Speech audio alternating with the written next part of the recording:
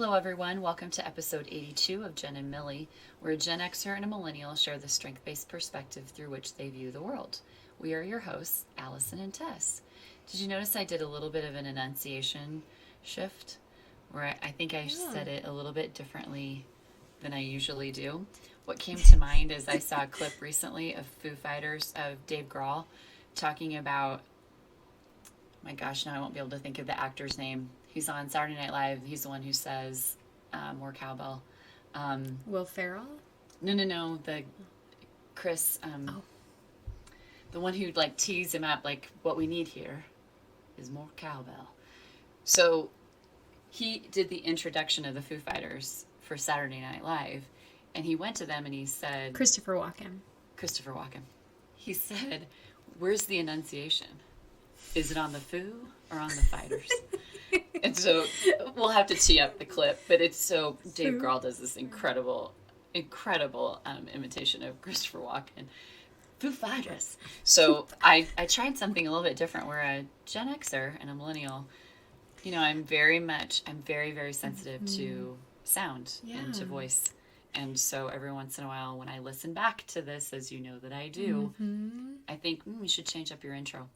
All I kept thinking was you actually made it through the intro without pausing or stopping or making comments. I thought that's what you were going to talk about. Well, I've had a day already with the Facebook Live interruptions test, so I'm just trying to barrel through most everything before someone starts knocking at my door, and repeatedly knocking at my door, even though I said just a minute. Just a minute. We are thankfully in a context where I could pause if that happened. So that's, and I probably could have figured out how to pause Facebook Live. Probably not. But what I was thinking later is I watched 3 times, and that's the hardest I've laughed in a while. But I was thinking, just step away, Allison. Just step away and go to the door and say, sorry, I can't talk right now. Just step away. No, I just barrel through. Oh my gosh. I love it. That's great. So today we're going to have a shorter episode, a more fun episode. Do we want to talk at all about what happened last time? We could a little bit. I feel like that would not be a very short episode though then. But no, I just think it's good for us to know ourselves and know where we're willing to say, hey, that wasn't great. So let's regroup. Yeah, so we recorded, this is the second rendition of week 82. We recorded a first rendition several weeks ago on schedule when we normally would put out an episode. You usually try to do one every couple of weeks. And we were all set and ready to publish it. And you asked me very hard questions that I was not very prepared for. And, well, you prepared me fine. You sent them to me in the morning. And so I had time, but I was in back-to-back meetings. But those are the type of questions that I like to sit with for a while. And so I didn't quite feel confident, and then your facial reaction and your nonverbals were signaling that you did not believe or you perceived my questions as different than what you thought the answers actually ought to be. And so then that made me self-conscious, my individualization, and then my relator who knows you and knows what your nonverbal signals mean was like, okay, clearly I didn't answer that correctly, even though, it was a question about me. So there really isn't a right or wrong answer. But yeah, I think it was very challenging, and I was very emotional as a result. And I just did not feel very comfortable with sharing that, knowing, these these recordings feel so intimate, like we're talking, like we're good friends, which I love and is part of the magic of this, right? Is this really is just conversations with us. But then I also go on to publish episodes and I see the analytics of literally thousands and thousands of people who have listened to us. I know, right? That's the thing. And so I was like, okay, I have higher relator. And so vulnerability is hard in general for me. But I feel like you've given me and our listeners have responded in such a positive way that it's given me courage to share a lot more about myself in this space. This has become a safe space. Not that it wasn't a safe space in that episode. It just, I feel like, was a little further than I was comfortable sharing with the thousands and thousands of people who listen to us. And so you forced me to listen to it, which I normally don't. You asked me to listen to one other episode, I think, and then early on I would listen for sound stuff just because I was nervous about what the sound was like, but it wasn't actually listening to the content. I was listening to the background noise and clips and things like that. So yeah, it was one of the first, and I'll tell you, I didn't listen to the whole thing. Thank you for your honesty. Yep. I do want to tell you that since then, and I try to do a lot of reflection, but I think that I'm very fortunate to have mirrors in my life. People who will say to me, this is how you project. And that was a moment in which I realized how I project with my facial reactions.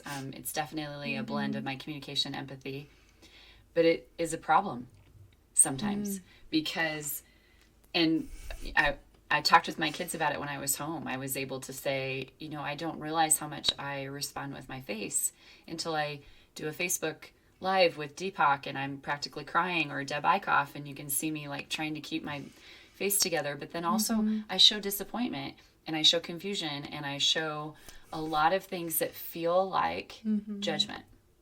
And I have been very much reflecting on that, really reflecting on my responsibility for how I show up and how it may cause other people to act. Sure. So you mirrored back to me that the way I was responding, even, and sincerely, Tess, this was important for me. Okay. As much as I think that it's just a natural thing and people, like Haley, my mentee, tells me all the time, you got to work on your face. You're reacting. My kids have told me that. But I understood that it made you feel in judgment. And I had a really difficult situation with a friend recently where I had to really reflect on my judgment of them and their choices and how just kind of petulant, immature, mean, crabby I can be too. So, and it wasn't, I'm not saying that that's what you were saying I was doing, but I was reacting with my face and it made you feel like you weren't getting it right. Yeah, it made me feel like I was answering questions about myself wrong. And I know that self-awareness is the most underrated, is such an underrated virtue that we have. And I love that we always endeavor to do that. But I was like, gosh, I feel like I'm fairly self-informed. And so more than most people. And so I was answering these. And so wrong of me. Truly, it was so wrong of me to not allow you to answer for you. And so the timing of this was just really interesting because then in the week after, when I was coming home and having this conversation with a friend of mine, he basically called out, you're not always who you say you are. And that's great that you're all about all these things, but is that really what you practice with everybody? Because my value, my purpose, my why is that I want for people to know and own their best, most authentic self. Yeah. I wasn't allowing you to do that because I was reacting to like, damn, Tess, you're amazing. Okay, that's what I was trying to get out of you. Okay, so that's the thing. Okay, so I'm going to interrupt you because I think even this, like you are perceiving that I perceived that you were judging me and I knew you were pushing me, which is actually a testament to the trust that we have. And I was just and am currently in a big place of change and shifting and like more stress than I've had a lot in my life, like right now. And so it was the pushing that I love and that I need and the ways that I push other people. But receiving that in that specific space and time where I was emotionally was too much for me. But I loved it because I knew that you were pushing me to name things that were how I was a badass and how like all of the questions that they were that I don't know that I would have said in like a full way that was actually badassery, right? So questions like that was like, I know that you were pushing me and I know it was from a place of intent of saying, okay, name how great you are, right? And you were just pushing me to do that. And I'm like, I don't want to do that because I don't feel really great right now. And I'm under stress and I don't feel like I'm performing well in any area of my life right now. And so it was just like the context plus the way that you were pushing me. But even in the end, you were like, that was a coaching session like you coach Tess. And I'm like, I know, I'm well aware that you pushed me the way that I love to push others. And I think the fact that we're here talking about this is a testament of the trust that we do have, right? Because you can do that. I can react in a very not positive emotional way and say, what bleep was that, Allie? Why did you ask me those questions and push me in that way? And we can sit here and we can laugh about it, and continue to work together. The most beautiful part, I thought, is that we gave space to say, we don't have to publish that. Mm-hmm. And I feel like the dialogue that we had about that decision was one of the best in the trust building relationship that we had, or the trust established relationship that we had. Yep. That was one of the best, because you were like, tell me what to do. And I was like, no, I won't. And it was such a growth place for me, because before I would have said, you know what, we're going to do it. Mm-hmm. But I was just like, let's look at this. Like, we get to decide. We have choice in this. Yeah. We don't have to put things out that we don't want to. And I tried to trick you into responding. I know. Or, like, if you were me, you almost did it too. You were just I was close. And then my face broke, and you knew it was a trick. I'm completely capable of being manipulated. But what I do think is that it was lovely for me, because I thought, wow, you don't realize how much even your facial reactions affect others. Mm-hmm. And I always want to create warmth and light, and sometimes even without intention, I don't. And it was good for me to see that. And it's always good for me to have mirrors in my life. I have a few that are really like wow mirrors. Like, they just hold the mirror up and I think, damn, I have to see that. Mm-hmm. But what was great about that conversation, we did use a question about how are you a badass, and I love asking people that question. Mm-hmm. On my flight to back home, I sat next to a 4.5-year-old. That's how he described himself. His name is Corey. He's 4.5. And 4.5-year-old Corey said to me, and this is a blog post that's coming, by the way, for those of you who are so gracious in reading my personal blog. Corey was absolutely what I needed before I arrived home. So I'm seated next to him and his dad. I go to get on the plane, and you've got your boarding pass on your phone, and I go to scan it, and they're like, meh. And I said, sorry. And she said, you're gonna have to step over here. We don't have you listed on this flight. And I'm like, well, you could clearly see my boarding pass. I'm already becoming one of those people, because this is a flight where I've got to get home. Mm-hmm. And so I'm kind of doing this. I go over to the desk, and I talk with the attendant, and I said, you can see my boarding pass. You see it. I'm here. This is me. She said, I know we're overbooked, and sometimes this happens. If someone doesn't show up, we'll get you on the plane. Otherwise, I don't know. We'll have to move you. And I am... Oh, yeah. Plus, I was in the middle of this difficult conversation I was having with a friend, and I'm like shouting with my earpods in. So anyway, they let me on the plane because some guy doesn't show up. So it looks like I'm the person who just showed up 5 minutes before the flight is supposed to take off, and I'm nonchalantly showing up like, hey, sorry guys, I had to wait. That was not me. And so I'm coming in like, sorry. My purse has this long, like, long. Oh gosh. Yes, got caught. Of course. Got caught 3 rows up, pulls me back. And I'm just a mess getting on the plane. I'm trying to wrap up this conversation. I'm pissed off. I'm just in a bad place. Mm-hmm. Sit down next to a 4.5-year-old and his dad. Anyway, and he was the mirror I needed, because Corey would ask me a question like, why are you going to Nebraska? And I said, I'm going home to surprise my kids. It's their birthdays. And I would start, he's like, when are their birthdays? And I would start to explain, and he would interrupt me. He would say, excuse me, do you know what's beautiful? And I'd just be mid-sentence, and he'd say, excuse me. Do you know what's beautiful? Do you know where I live in California? The sunsets are beautiful. And I'm like, I do know that. And I showed him, one of my pictures on my phone, which is my background, which is from Southern California. And, then he'd ask me another question, and I'd start to answer, and he'd say, excuse me. Do you know what's beautiful? And when you fly into the mountains, and when you fly into Denver and you see the mountains, I mean, you just kept reminding me of all these things. And you got to meet him later. Yeah. But yeah. he was exactly what I needed because he took me immediately out of this zone of pissiness that I'm sure I was showing with my face. Sure. And every time he would say, "Excuse me, do you know what's beautiful?" I could physically feel my whole body soften. And so not only do I need mirrors who harshly remind me sometimes, like, whoa, pause. I also need a mirror like Corey, who's 4.5, and will say, Excuse me. do you know, but in my mind it was, do you remember? Do you remember what's beautiful? Do you know what's beautiful? So it's a blog post that's coming, but I get to give Corey credit. I love that. But we did miss the questions on how are you a badass. However, I wanted to go back to Brene's questions, which are her rapid fire questions that she does not give people ahead of time.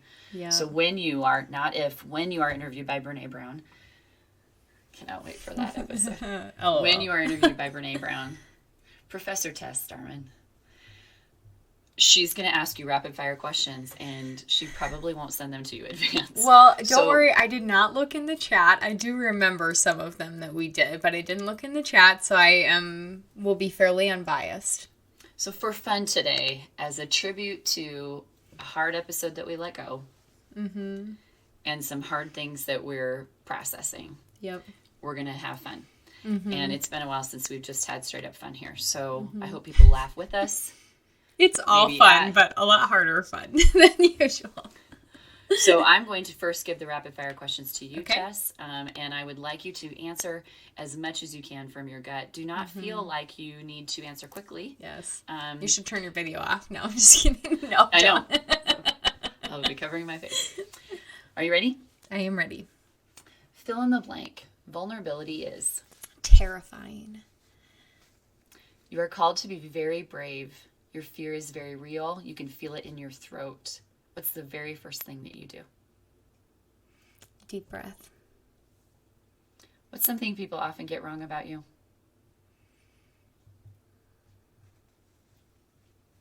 That I'm a good driver. That's not accurate. Yes. I've driven with you. I know, but I like to drive fast. You know where you're going. I like to drive fast, and I usually make it a game, which usually means it's not the best driving. But people think because I'm responsible that I probably am a good driver. But usually I drive better when there's accountability in the car. We should do a whole episode on your driving habits related to your strengths. Oh yeah, absolutely. Because I've completely missed exits. Because I'm talking. Of course. Never. Okay. Also, and you can find your way out of any city. Yep. Because you just have internal direction. Okay. Yep. Last TV show you binged and loved? Scandal. People keep telling me about that show. I need to watch it. Oh, all-time favorite movie? Schindler's List. A concert you'll never forget? The Oh Hellos at the Slowdown. Oh, I don't think you've mentioned that before. I thought that was my concert last time. That's my top 5 concerts. Oh, that's cool. Oh, yeah. Favorite meal? Pizza. Can you go into more detail on your pizza? It's non-discriminatory. I like all pizza. Veggie pizza, meat pizza, Hawaiian pizza, barbecue chicken pizza, pesto pizza. Anything pizza. I mean, it has to have a gluten-free crust, obviously, but... That's what I was looking for. Okay. What's on your nightstand? As in, what are you reading? I read C.S. Spurgeon's Morning and Night devotional reflections every morning and night. Beautiful. A snapshot of an ordinary moment in your life that brings you joy. Oh, so very ordinary. The Orkin guy came today. I live in a really old apartment building that has been flipped. And so it like looks very new on the inside, but it's a very old building. So they send the working guy every month to spray because it's an old building. Well, it's this young dude that comes in today, you know, knocks on my door, speaking of interruptions at your apartment. And he says, and he walks in, and I've never seen this one before. I usually know my working guy because he comes every month, and I've been doing nothing but living in my apartment for the last like 13 months of life. And so he comes in, and, you know, it's a new guy, and he goes, you know, hey, ma'am, how's it going? Hey, have you seen any bugs lately? And I said, no. He said, well, besides me? And I said, oh, that's a good one. Do you use that joke often? He's like, yeah, every day. And so anyway, I had a good laugh with the working guy today. We are returning to, not normal, but we are returning to bad jokes and social awkwardness. Yep, I think it's fantastic. Yep. One thing you're grateful for right now? These conversations, you. And then we chatted about this last time, but we are putting together. So Brene asked for 5 songs that you love, 5 songs you can't live without, and she creates like a mixtape. Mm-hmm. So I will suggest that I will get my 5 to you. You already got your 5 to me. I'll get them to you, and then we'll put them on the Instagram, on the TikTok, on the gram, on the Instagram. I love on the gram. We'll put those on the gram, and then encourage people to consider their own. And I really want people to consider their own answers to these questions too. Yep. Okay, I'm going to hide the chat so I can't see the questions. Okay. Yes. Alrighty, Allie. Ooh, yay. I'm glad it's your time. Okay. I'm ready. Alrighty. Fill in the blank. Vulnerability is? Necessary. You are called to be very brave. Your fear is very real. You can feel it in your throat. What's the very first thing you do? Hands over heart. What's something that people often get wrong about you? I think right now a lot of people think I'm living my best life, and I'm actually living my hardest. Want to dig into that any further? This is a solo exploration that I've never done before, and it's much harder than I thought it would be. I'm learning a lot about myself, about others, and about how lucky I am to have the circle that I have around me. That's good. That's good. What's the last TV show you binged and loved? Muppets. I haven't watched the new Muppets yet. I mean, the Muppets on Disney Plus, but I'm like looking forward to caring for the 4.5-year-olds that are in my life because they have Disney Plus and I can watch the Muppets with them. Golden Girls, of course. And I watched an episode this weekend that I have seen probably 10 times at least, and I caught something different this time. I love that show. Love that. All-time favorite movie? Almost Famous. A concert you'll never forget? Tom Petty, 2008 probably. At the time, it was the Quest Center. Now the CenturyLink or whatever it's called. And CHI now. Whatever it is. He had more outfit changes, I swear, than Cher, but he did a rendition of Gloria, which I found a couple on YouTube, not the one that was in Omaha, but Gloria is a song by them, like THEM, and he does this spoken word piece, and he puts his hand, he had this yellow long leather jacket on, and he put his hands in the air, and he said, "But baby, I'm in a rock and roll band." And I seriously thought I was going to pass out. I'm like, I'm in this. I waited outside. Oh gosh. I waited outside the Hilton because their tour bus was parked there. Because I just thought, like, they'll look and they'll say, "Do you want to come along?" That did not happen. Didn't. Okay. Nope, didn't happen. But the motorcyclists asked. That's right. Right. When are you going to leave? When are you going to leave? What is your favorite meal? This is so terrible. I made this on my birthday for myself, but growing up, and I was surprised how much it appealed to me. And maybe it's because, COVID, I don't know. And my palate has changed. They're called porcupine meatballs, and they are made with ground beef, chopped onion, minute rice, and tomato soup and very little seasoning. And growing up, it was my favorite. My mom would make it for my birthday with baked potato and le jour peas, which were the silver peas that were more expensive in the can. And I made that for myself this year for my birthday, and it's still one of my favorites. I love it. What's on your nightstand? What are you currently reading? I am currently reading Cleo Wade's Heart Talk. Ooh, good. I love her. Good. A snapshot of an ordinary moment in your life that brings you joy. Each and every time I see the mountains. One thing you're grateful for right now. Our dialogue and the openness and the realness that we can create. Awesome. Agreed. Alrighty, and then you'll send me your 5 mixtape songs. Yeah, I've got them. I know. I'm sure However, it's hard to choose. So hard. So hard. I think that was my 7th or 8th rendition of that list that I sent to you. I kind of like that she limits us to 5 because, as you know, my funeral is going to be a 3-day musical. Yeah, well, and so, how do I dial it down to 5? And only 5. So that's going to be a little bit of a challenge for me, but I'm going to do it from my gut and not overthink it. Yeah, that's probably. And then I can change my mind if I want to later, because that's what we can do. Yeah, we can change right. minds. So that was the thing. Like, a couple of mine were like, for sure these are on my list, right? And then a couple of them were like, oh, what encompasses my this genre that I listen to all the time? Like, what are the songs that it was, and this is my context, what made me first fall in love with this kind of music was actually how I approached it. Like, what are the songs that pulled me in? And that's kind of where I ended up with. So I've been creating playlists for the Music Notes newsletter that I do each week, and that in Canva, and that newsletter, each week I do a kind of a different. So I had a Grammys playlist.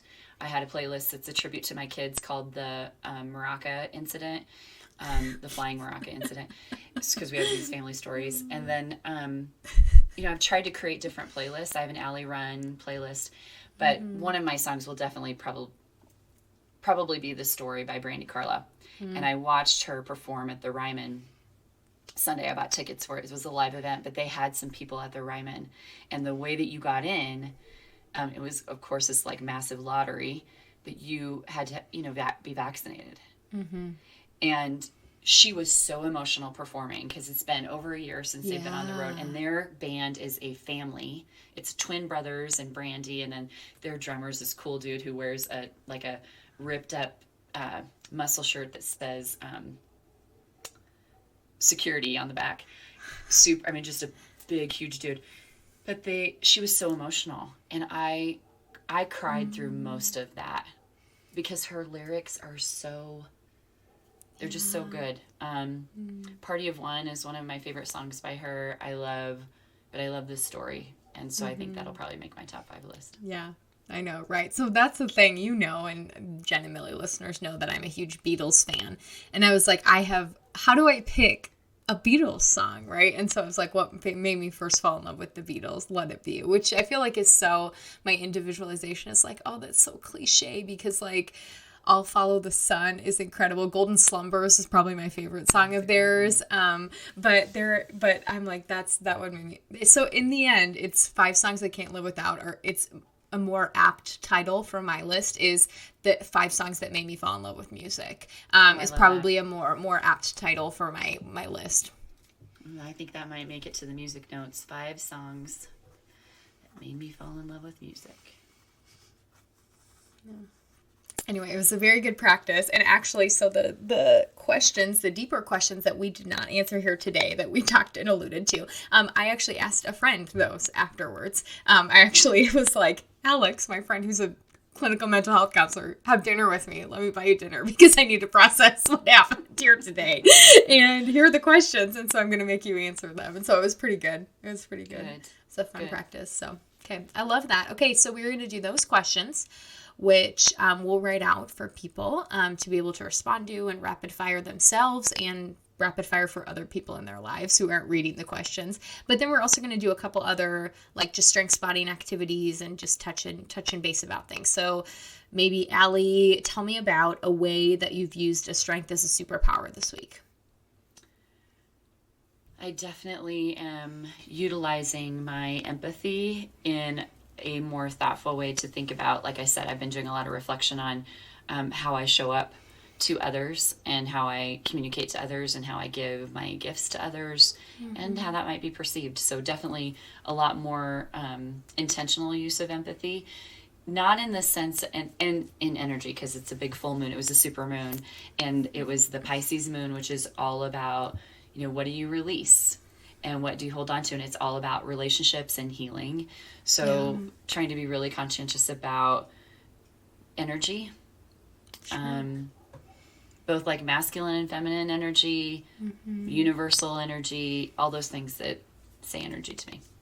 How about you? That's awesome. So I am getting very much down to the wire for my thesis. I, based on the timeline, need to have my thesis done and to my committee a week from today, and I defend the week after. So absolutely insane, and I have a lot left to get done, so that will be my Easter weekend plans. But I feel like in the context of when I am able to really get into a really great groove when it comes to writing and sketching out what's left of my thesis and just even writing it, I feel like I definitely lean on my intellection strategic blend. So intellection is number 8 for me. Strategic number 3, and so those blended together look a lot like how do we have really deep and intellectual conversation, robust conversation around these topics, and then my strategic weaves together my argument through it all. I mean, we're up to, I think, 45 pages is my last count of where I'm at, and I have more pages to write to kind of wrap us up, and throughout all of that content, my argumentation line needs to be clear, and everything that I write needs to be centered on that, and so I picture it like, I've used this analogy for a lot, but like a needle and a thread, right? Like the needle goes through all of the different pieces of fabric and to weave something together. And so that's how I picture my line of argumentation through my thesis, which is very complex when there is so much content to cover. It seems very disparate sometimes of all of these different kind of topics and sections within my chapters. But in the end, I think my strategic allows me to very naturally weave together my argument. And that's what I like. A lot of people have to be really intentional to stay on topic and on argumentation line. And I think my strategic allows me to naturally do that, which is helpful. So I don't pay as much attention to it as I should, but I think it's because I have the natural propensity to do that as I write, knowing that here's where I'm starting and here's where my desired ending. So it allows me to do that naturally. Beautiful. Okay, Allie. Is that a wrap? No, that's not a wrap. There were, I think, 2 more questions that we were thinking about doing. So what is a strength you feel like you have not utilized lately that you want to aim and be more intentional about its application for the coming week? So I'm going to dig deep to my self-assurance, which is not in my top 5. It is in my lesser talents. However, I for sure use my strategic and my input to garner it. I am still feeling paralyzed on choices in how I spend my time and how I choose to decorate my space. And so to have that inner confidence, it's not going to come natural to me, but I can use my input and my strategic to gather the information. I need to be solid about my decision making. Yeah, that's good. That's good. For you? Oh, I was so enraptured by your response. Let's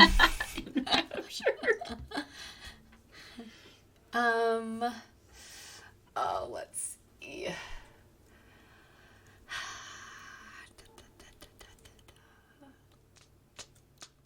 I think I might pull on my achiever a little bit. 13 for me. I don't really talk about it because I don't claim it as dominant. 11 is relator, 12 is self-assurance, 13 is achiever. It's my first executing theme on my list, number 13. You have to drop all the way down to, you have to drop down to 12 to get to the first influencing theme for me. So not a lot of influencing or executing, right? But a lot of thinking and a lot of relationship building up there. But yeah, I think I have a lot to get done. In a very short amount of time, wrapping up my thesis, a lot of stuff for teammates that's on my plate right now, a lot of stuff for preparing for what's next. And so there's a lot of stuff on my plate, which it can be overwhelming and feel really hard. And but yeah, I feel like I do get a little bit of a rush of confidence and assurance when I do complete something. So I think just leaning on my achiever a little more to see even the small check marks, right? I don't create physical lists. I'm not that much of an achiever, but they're in my head, all of the things I need to get done, right? And so just even being able to like almost push something small out of my brain space, like I need to celebrate and recognize that as a win. Like, yes, one more thing accomplished. Yes, one more thing done. And I don't normally do that because that's not necessarily how I function in my dominance, but it's up there. And so I think I need to be more intentional about, number one, leaning on the ability to be a high capacity person and get a lot of things done effectively and efficiently, but also then pause and celebrate when those happen to, the very archetypal achiever that's like, yes, crossing something off or checking something off the list. And there's a little bit of that in the back of my mind, but I think I could pull on that to make that more of an effort because I know I'm going to need to use my achiever a whole lot in currently and then in what's coming up specifically. So yeah, I would say intentional application of that. I'll challenge you to use your achiever to also plan celebrations and celebrate those checks, celebrate those successes. I think that's hard with achiever wherever it lands for you because we move on to the next thing. Yeah. But right now in the space that you're in, I will really encourage you to pause and celebrate. And I think I'm very grateful because I think I'm starting a little bit of a return to normal more than most people because almost everyone in my life has been vaccinated because my circle of people are teachers and health practitioners. And so I'm one of the last people to get vaccinated in my close circle of friends just because of who I'm around. And so I actually had my first vaccine, so I'll be getting my second one in a couple of weeks, the day before I'm supposed to defend my thesis. So let's hope my side effects are not that bad.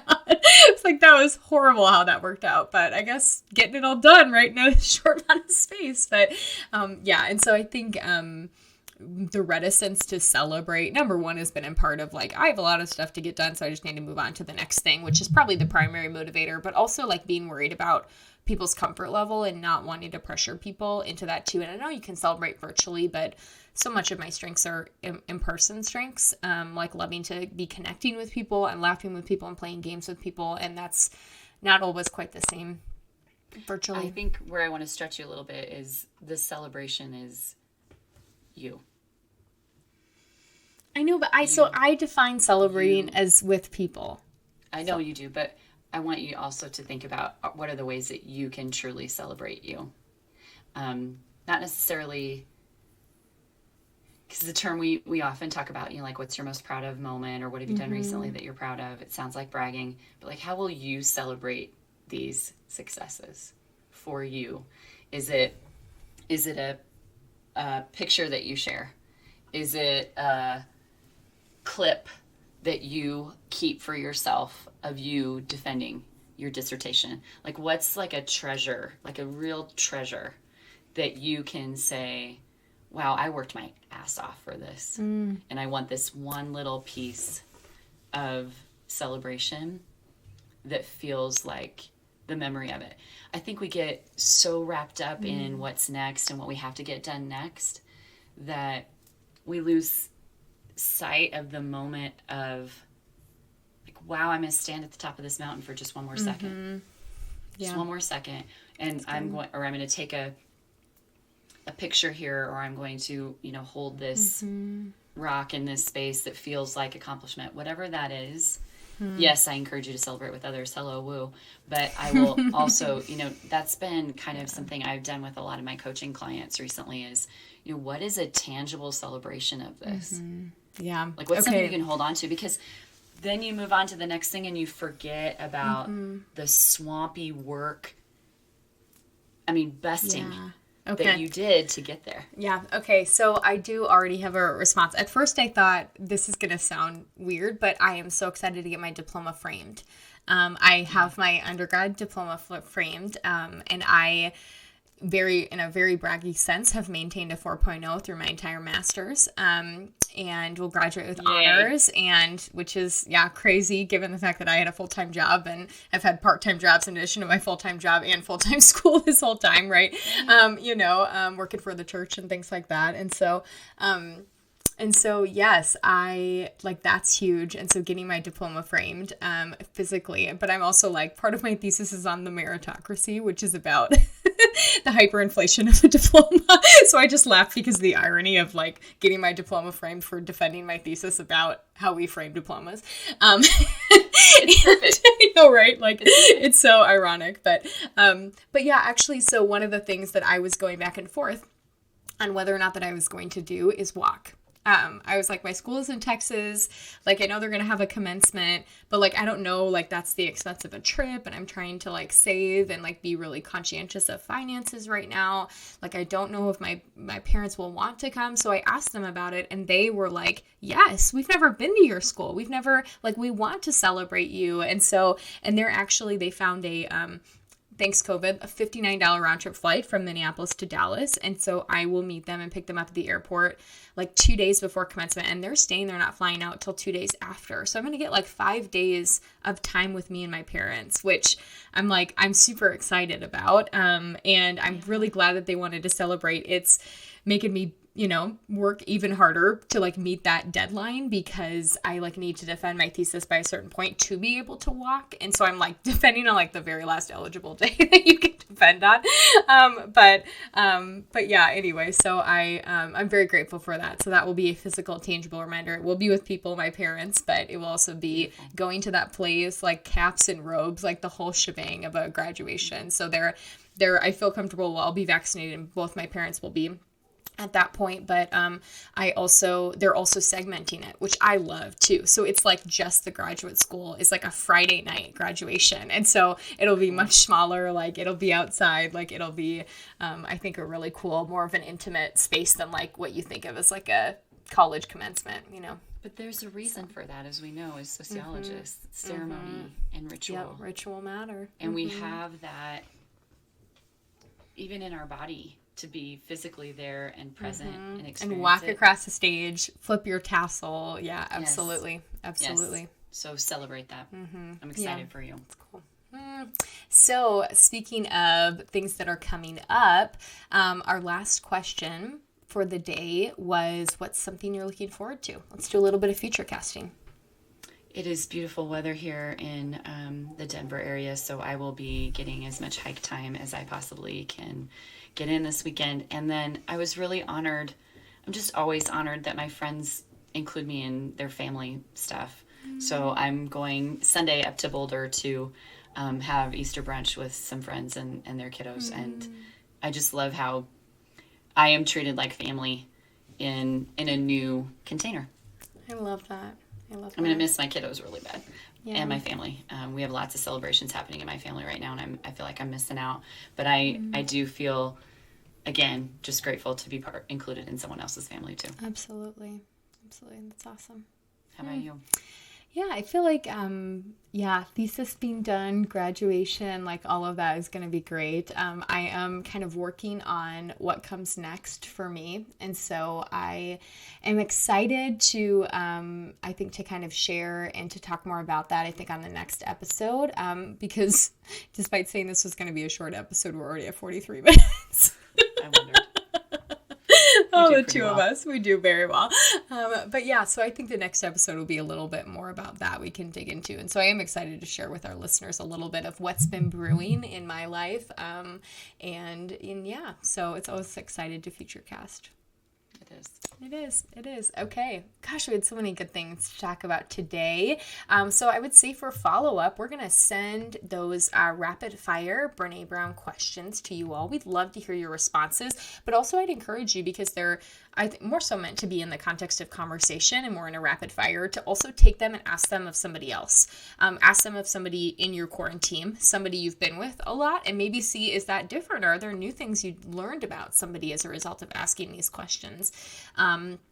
I don't know. I know that you love Brandi Carlile, but the story is all that I really know of her. And so I was like, I assume that you probably would not pick the story as one of your songs. And so, It's an anthem. It is. It totally is an anthem. I knew your all-time favorite movie. I knew the concert you wouldn't forget. I knew your TV shows. Yeah. So, anyway, so it was pretty cool to learn a little bit more about you, Allie, as a result of it.